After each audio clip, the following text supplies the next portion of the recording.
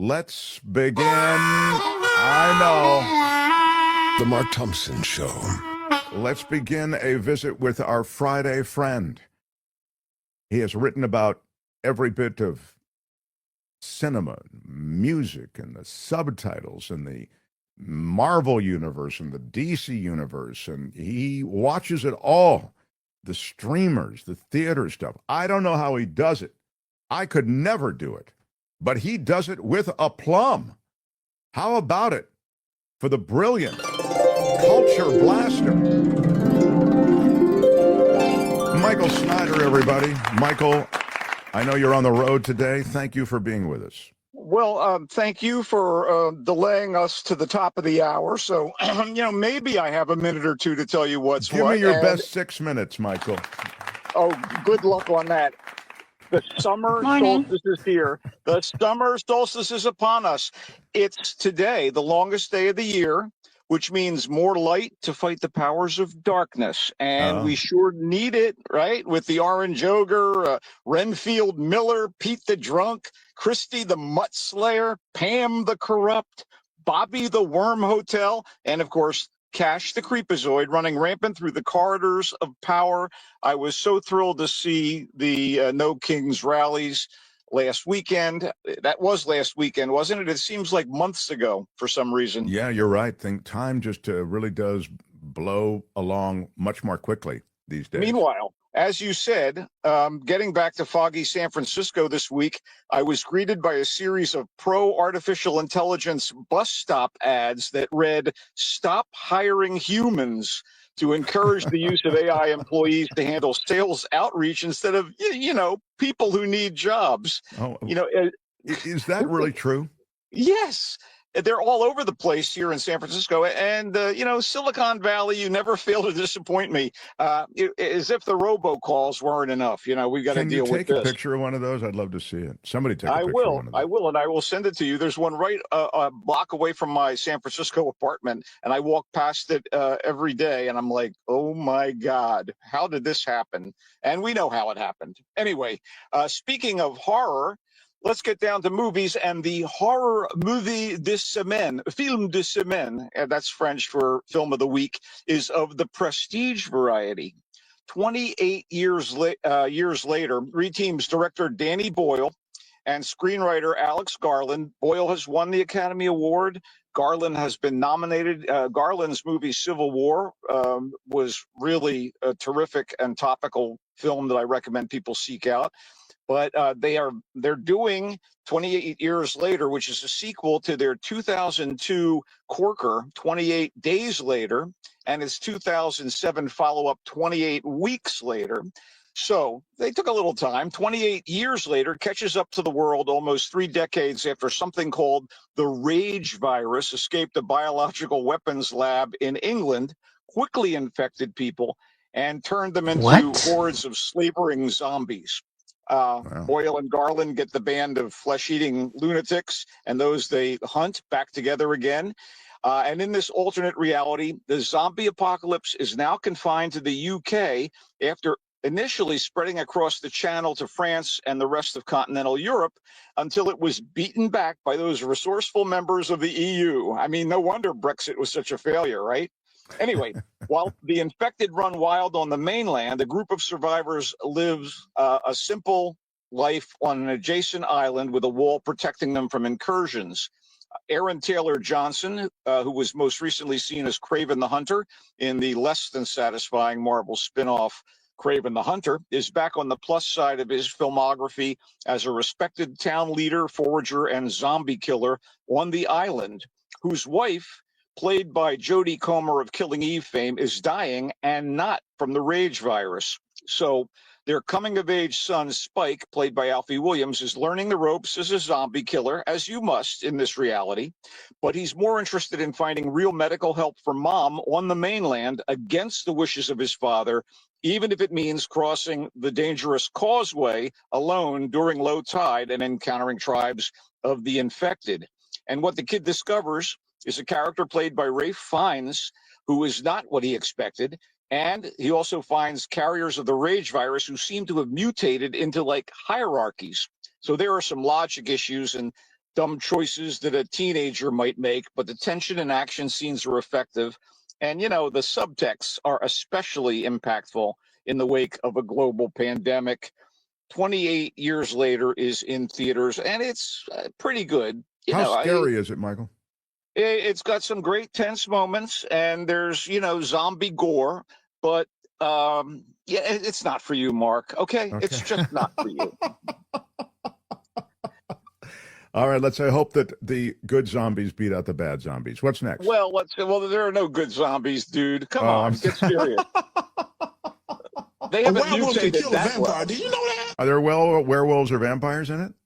In your dreams, maybe we can set one of those Predator versus Alien situations up with the zombies going against, you know. Anyway, look, I can't, won't, and don't want to hate on the latest Pixar feature film, Elio, which does so many of the things Pixar movies do and does them well. Exquisite visuals, fanciful designs, and human drama of sorts. And hey, like 28 years later, it has a central figure who is a boy, even younger than the one in the zombie movie, who finds himself in a perilous other world.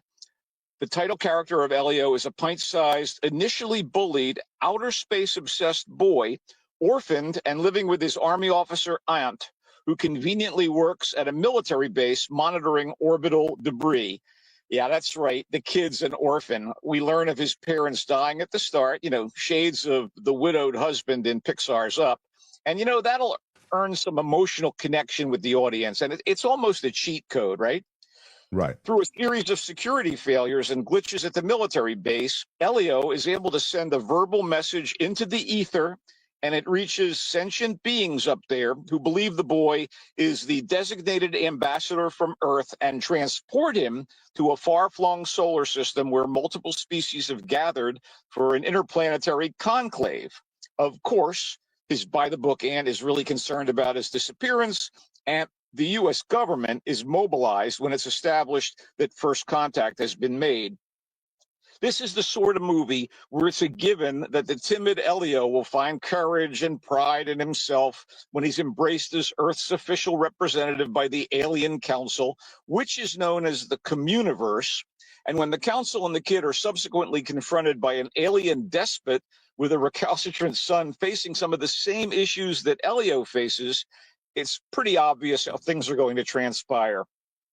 It's rapid-fire hijinks, almost too rapid fire, and it does have some appealing moments, but the world building in Elio is so overloaded, its hero's journey is so contrived, and the swashbuckling actions of its young lead character are so, I'll call them heedless and removed from reality, that this adult who buys into Pixar at its best could not tap into that suspension of disbelief so easy to access in movies with like talking toys, a Parisian rat that's a master chef, a family of superheroes, et cetera, et cetera. Easier to believe that while it was on screen than what I was watching in Elio. Okay.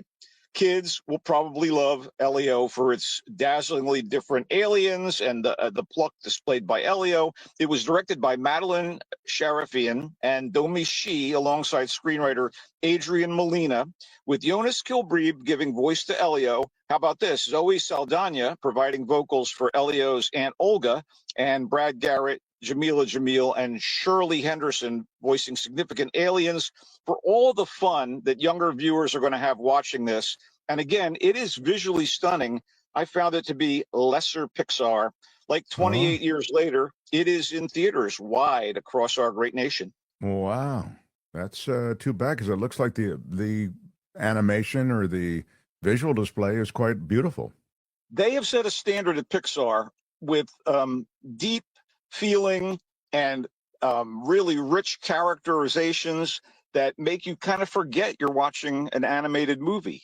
And in this case, that was never, you know, on the table. I just was okay. I mean, this there's is a lot fun. going on there. A werewolf can kill a vampire. Did you know that? Yeah, were there any werewolves or vampires in Elio or not? No, but there is a big, angry, toothy alien despot, as noted in my review. All right. Okay. Let's get to something for the grown-ups. And, not that 28 years later isn't for grown-ups, but this is a more serious reality-based drama. It's called Inside, and it is a potent prison drama from Australia that's given great depth and gravitas by its three lead actors. One of them is Guy Pearce, who has recently earned so much acclaim for The Brutalist. He was in LA Confidential and Memento. He plays Warren Murfitt, a convict on the verge of parole. Cosmo Jarvis, who was the Englishman in Shogun and absolutely fantastic there, plays Mark Shepard, a man whose crimes have turned him into a public pariah and who responded by finding religion behind bars. And then the third of the trio is Vincent Miller as Mel Blight, who is a juvenile offender that's just been transferred to the adult prison. So in short order, there is a tug of war between the older inmates for, I guess we'd call it, the de facto mentorship of moldable Mel. So who will capture his heart and mind? Who of these two inmates will do so? That is a central aspect of Inside, which also paints a really harrowing picture of how the prison system can simply make people even worse. And also, it shows what's necessary to survive inside or turn your life around and make it back outside. It was written and directed by Charles Williams. It's in select theaters. Inside is a very good movie. Wow, I like it. Gritty, intense, adult. Good. What else do you have? Yeah. Well, we'll just wrap up the movie segment with a major disappointment. But, I could see this disappointment coming down the block. So, the Suits, they always like the tried and the true. So someone must have said in some boardroom somewhere, I love Bridesmaids. It was hilarious. And I loved Spy. It was hilarious. That Melissa McCarthy, she's so funny. Why don't we combine the two ideas and see if we can get, Melissa McCarthy doesn't want to do these movies over again. What about Rebel Wilson? She's a little on the Zoptic Melissa McCarthy side. She'll do anything for a laugh. And thus we have Bride Hard. And from the corny title alone, this is a bit much. So, well, I'll be the judge of that. Tell me about the movie. Rebel Wilson plays Sam, who, even though she looks like Rebel Wilson, is some sort of dangerous spy and secret agent, but she's also friends with some normals, and she's invited to be a maid of honor at her childhood best friend's wedding. And so she joins the girls. And, oh, by the way, another little element here is that very successful movie Girls Trip or Girls Night Out, whatever. They throw all that into the mix here. And of course, because Sam is part of the wedding party, she is targeted by mercenaries who obviously want to do some awful things to everyone. And it's up to Sam to save everybody. And oh my God, at one point, are you ready for the level of wit here? At one point, she turns to the bride and goes, I'm your bride or die, like ride or die. I mean, I see. Yeah. Is the level of wit here. Of clever. Yeah. Okay. Not particularly. I do want to point out that they also tried to hedge their bets by bringing Rebel Wilson back together with Anna Camp, who was her one of the girls in Pitch Perfect. They wanted to kind of recapture that Pitch Perfect magic, and sure. No, sir. Other people's wasted talents. Let's see. Divine Joy Randolph, fantastic actress. Nope, no good. She's in this crappy thing. Anna Chlumsky, you loved her in Veep. You won't particularly go crazy for her here. And Sherry Cola, who was so good in a similar movie called Joyride about a bunch of Asian Americans that go to China, all gals, is also in this film. They're looking for, repeat performance somehow. And Sure. This just does not work. It's just not funny. I was like, let me out of here. How I felt at occasionally at various weddings. I just wanted to be elsewhere, What's on TV? Well, I'm speaking of the gals. Sirens is absolutely worth your time on Netflix. It is a kind of a mix of black comedy and drama, starring Julianne Moore as the wife of a very wealthy, powerful man, played by Kevin Bacon, and she has an assistant who was played by young Millie Alcock, who, by the way, was so good in House of the Dragon as one of the Targaryens, with the white hair and such. And she plays a girl from Buffalo and from kind of below working class means, who is now amongst the rich and well-heeled as the assistant to Julianne Moore's character, who is also, by the way, a environmentalist trying to save endangered birds. That's like her big mission in life. And she has all these charity galas on this beautiful island off the coast of the northeast part of our country. Very, very upscale, Tony, beautiful house on a cliff and what have you. But there's intrigue afoot, particularly when the sister of the Simone character played by Millie Alcock shows up and wants Millie's character to help her with their dad, who is suffering from dementia. So Devin, the sister who's come from Buffalo to kind of re-enlist her sister and get her assistance with dad, is played by Megan Fahey, who was really wonderful in that recent thriller Drop.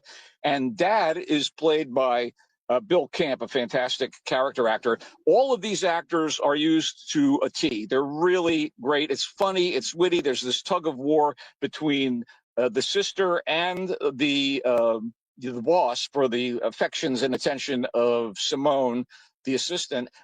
I really enjoyed the hell out of this, and I can't recommend it enough. It's Sirens. I know it's hot. I've heard a lot of good things about it from others, too. So, yeah, that's great. Sirens.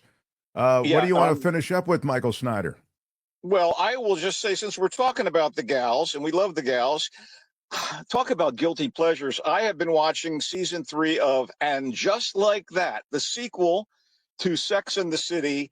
It's kind of now Cougars in the City. It's a decade down the line. The gals are a little older. And, of course, Sarah Jessica Parker. They're not married? The gals are still single? What's the story? I didn't really follow Sarah Jessica Parker misses Parker. a second of it. What? Carrie, by the character played by Sarah Jessica Parker, is still involved with the kind of rustic, kind of down-to-earth guy played by, God, what's the name of the actor?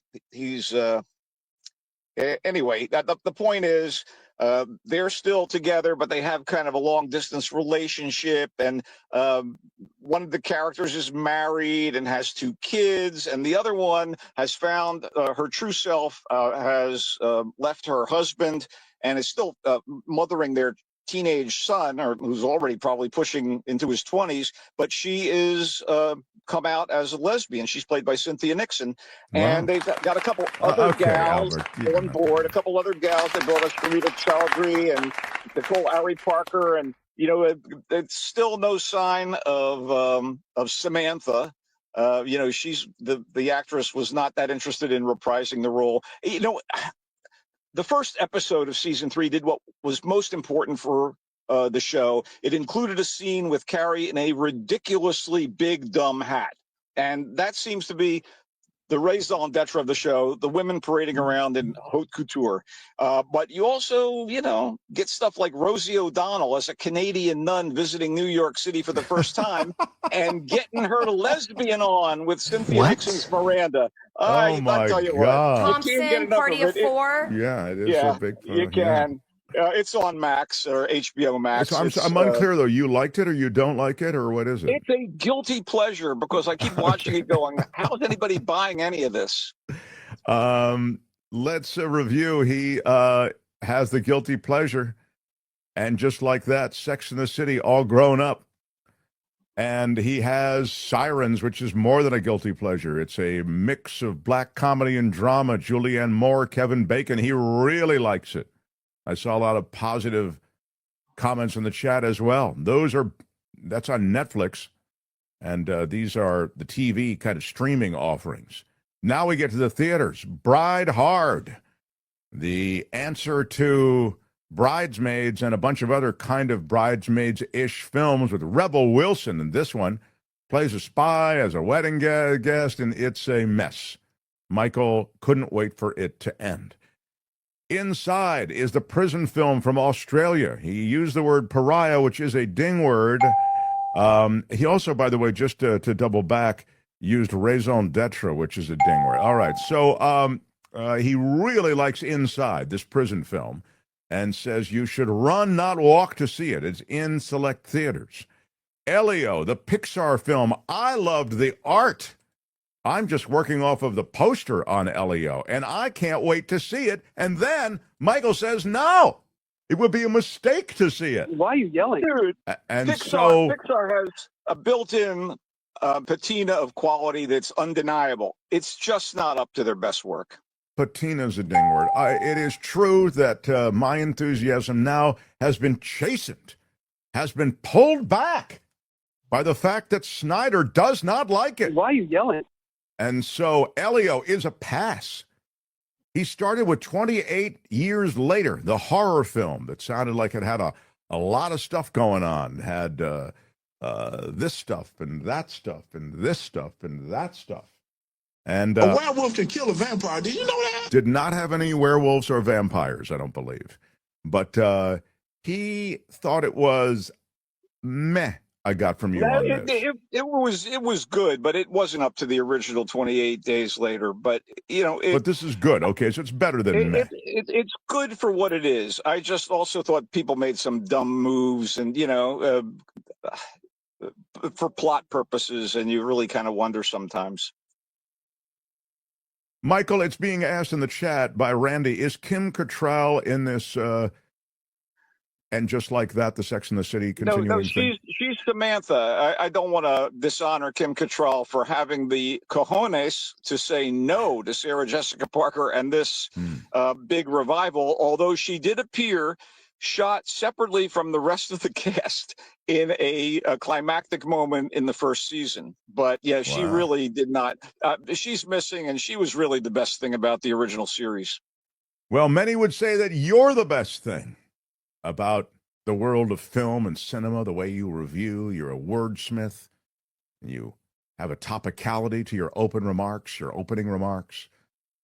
a treasure, Michael Snyder, and I love that you spend time with us every Friday. When will you be back in studio with us? Is that coming sometime soon?